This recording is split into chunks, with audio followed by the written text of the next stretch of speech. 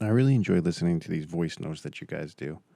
It's a really cool way for, creatives to hear each other, hear the stories, have a little laugh, and mostly, kind of understand that we're all in this together and we've all go through the same situations at whatever level we're at.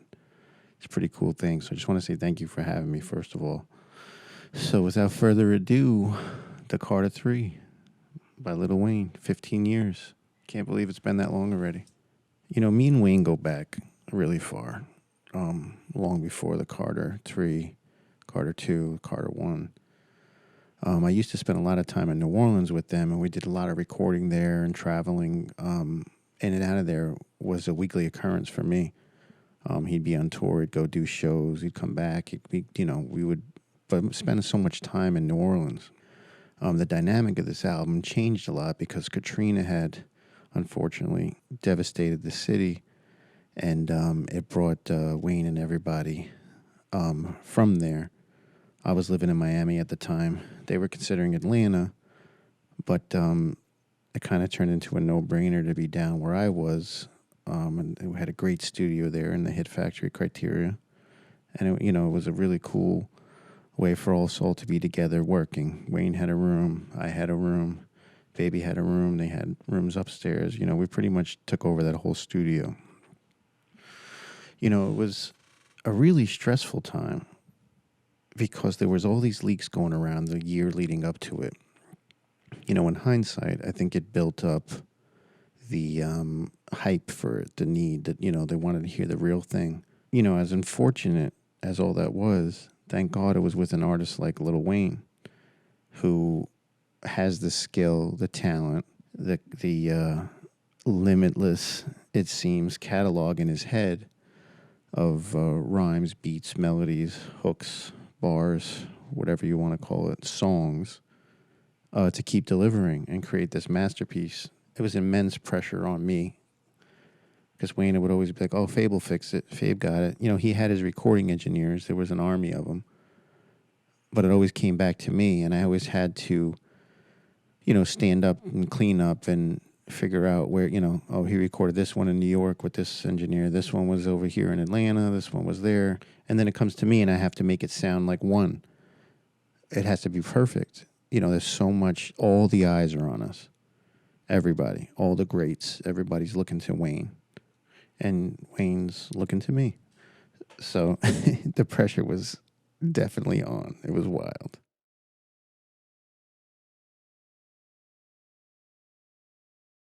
One of the greatest collaborations and handoff moments in hip hop history is on the song Mr. Carter. It's Wayne and Jay-Z. Dwayne Carter, Sean Carter, right? Mr. Carter, produced by Drew Correa and Infamous. So, I'm mixing the song and they say Wayne's got one with Jay-Z, and I'm like, oh, dope, dope. Trying to play it down because it's like, you get excited when you hear Jay-Z, of course, right? So we get the verse. It's unbelievable. He's saying, he basically hands it off to Wayne, right? He's, passing the baton, right? So exciting to be a part of that moment in hip hop. In the studio, it was like, all right, now we got to match Jay-Z and Wayne, make them feel like they're in the same, because, they're recorded in different places, but make it all fit. And I did that one in Hit Factory Criteria Miami, Studio E on the SSL was 9000J. Yeah, that was a really fun record, man. It was really exciting to be a part of that. And the build up and the hype for that was so cool. Lollipop. What can I say about Lollipop?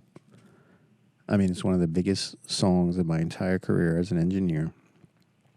R.I.P. Static Major. Incredible artist. The song's now Diamond. Congratulations, everybody. Amazing. Also, one of the most stressful songs in my career. I actually got fired from the project, from Wayne, from everything because of this song. When I first heard the song, I was like, whoa, this is wild. It's so different. It's way out there.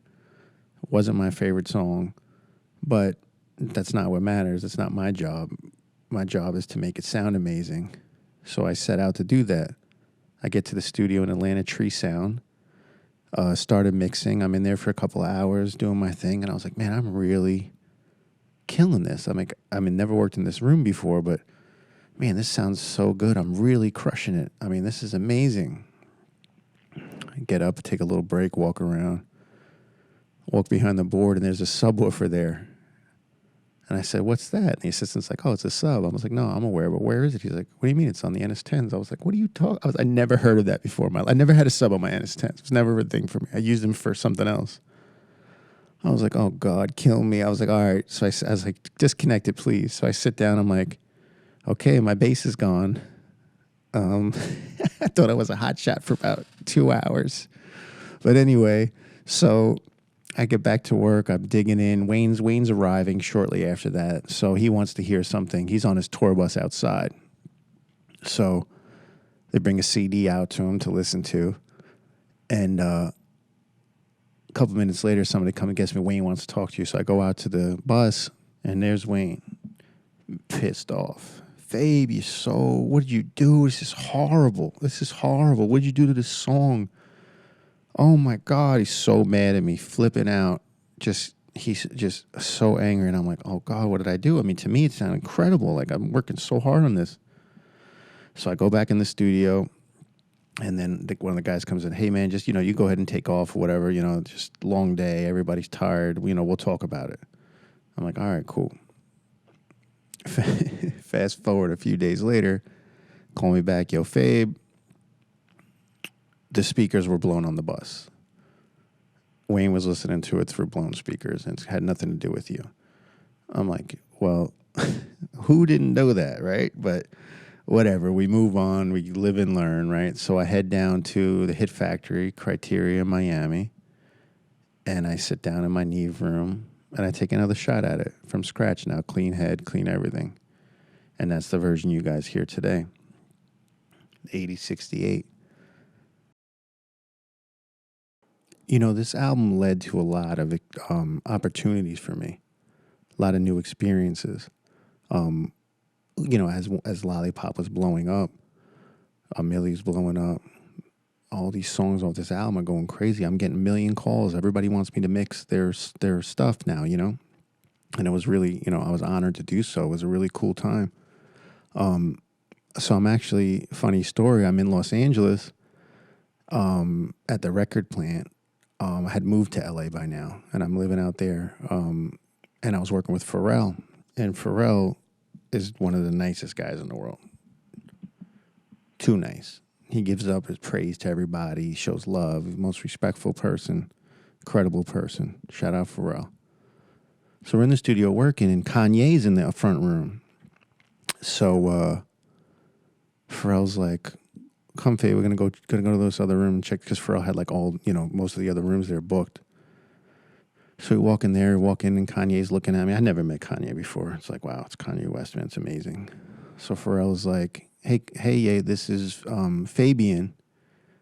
Dope mixer. He's doing a lot of stuff for me. He did that Lil Wayne, the Carter 3. It's up for all the Grammys, this and that. So Kanye just looks over. Oh, you think you're going to win a Grammy? You think you're going to win Best Rap Album?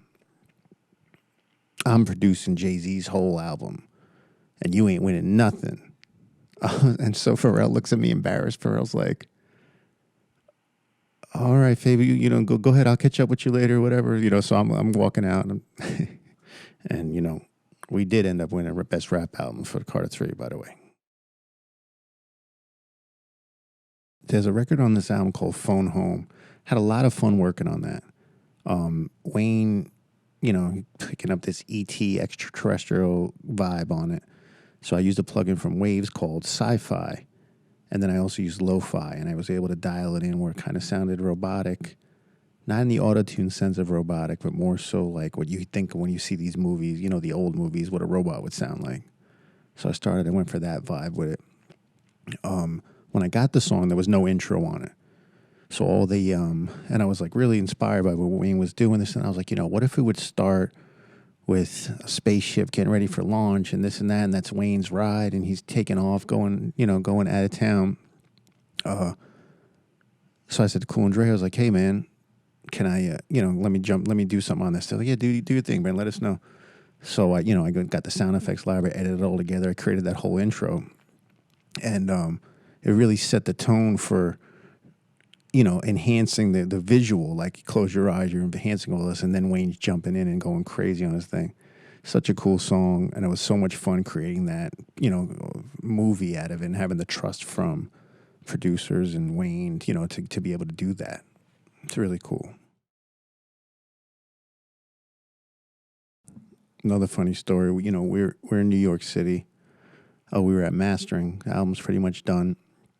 I'm still doing tweaks and stuff. We had a studio. I'm in the lounge with my little M box at the time, doing edits and things. And I go to play. I bring the final master to Wayne, and again, he's on tour, and he's got this engineer with him, that engineer.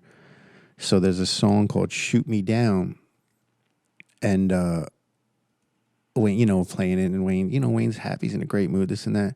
And there's this lyric in the song that goes, "Where the F is my guitar?" And then there was no guitar there. Nobody had sent me the guitar. I didn't even know Wayne had recorded the guitar to it. Wayne was really he was learning, he was really playing his guitar, he was learning about that. But there was no guitar because his engineer had never sent it to me, so... So Wayne turns around and goes, "Wait, but Fabe, where the F is my guitar?" And I was looking at him thinking I'm thinking he's joking, like rapping along with the song. He's like, "No, where's my guitar?" So we turn around and the engineer's sitting there white-faced, scared, like, "Oh God, I forgot to send it to Fabe." So, I had to go back to the studio, put the guitar back in, and then, go back to mastering and bring it back to Wayne. But we did find the guitar eventually. A Milli. Oh my God. When I first heard the beat for a Milli, I went nuts. Bangladesh is a legend. He's just out of his mind, different level, super producer. When I heard that, and it was so simple, right? Bass, snare, the little vocal sample, really not much in there. So it's some you might think it's good, right? Like, oh, that's great. It's actually very challenging because you still got to make it loud, you still got to make it present, but you don't have a lot of different sounds to fill up that space. That record, that bass, oh my God! To this day, I challenge anybody. To this day, that bass is ridiculous. Shout out Bangladesh, you animal. I mixed that in Miami on the Neve. Wayne. I mean, it's a legendary record. I think it's one they ranked it like in the top 5 of the. It was like in 3 or 5 of the top 50 hip hop beats of all time. It's been on everybody's radar, but Wayne's verse is incredible. So when I was working on this, again the pressure is on because it's like, listen to what's going on here. I've got to make every syllable. I've got to make everything. I got to make everything cut through, and I got to make this so disrespectful that whoever comes on after it, good luck. And that's what I think we accomplished with that. There's one bar in there where Wayne says, "What's a goon to a goblin?" And I was listening to it as I'm mixing, and I was like, no, I got to make him sound like a goblin there. So that's what I did. I did the little pitch down, heavy reverb on it. So when Wayne first heard that, he was like, "Oh my God!" He literally jumped onto the credenza in the studio. He was running around. He loved it. It was so dope. One of the greatest rap songs in history. One of my other favorite records on this is called "Got Money," produced by Plain Skills, featuring T-Pain. T-Pain is a brother of mine. It's my brother. I've mixed 99% of his catalog, his entire career. So anytime I get to work with him, it's very special. But when I heard this song, I was like, oh my God, this is incredible. It's such a party song, such a club song. And then you hear T-Pain's hook come on. It's unbelievable. There was a lot of work involved with that because the producers had a vision. Wayne had a vision. Payne had a vision. And I remember it was challenging for me to kind of channel and keep everybody happy. The guys playing skills, very, very great producers, very into the tech of everything. They were a big part of everything. So They wanted to have their, things the way they wanted, and I still had to keep it true to what Wayne looks for, because he's one of those types of artists that, he's very picky about his stuff. So, I did that one in Hit Factory, Studio C on the Neve. Majority of my songs have been mixed there. But that was a really fun one, very special collaboration, because you've got these hard synths with crazy bass, and then you've got T-Pain, singing. I've got to get him to cut through, and then you got Wayne doing his thing, and it was just a really fun time, that song. Looking back now, 15 years later, it's so humbling to be a part of such an important body of work, an important album for the culture, for rap and hip-hop, for music in general. A lot of these records broke through barriers that, it wasn't accepted before that. It's weird. We're sitting there at the Grammys with, Album of the Year nomination, and this kid from New Orleans. You know what I mean? It's just it's an amazing feat, and it's very humbling to be a part of. It brings me great joy to see people enjoy music and things that I get to work on, and it might get them through that moment. They need help. Music always is there for us, I feel so blessed to be able to support my family, provide for my daughter, with the art. I get paid to listen to music. I mean, what is there possibly to complain about that? Well, thank you for having me. God bless. Jaxsta, keep doing your thing. All right, this is Fabian Marasciullo. I'm out.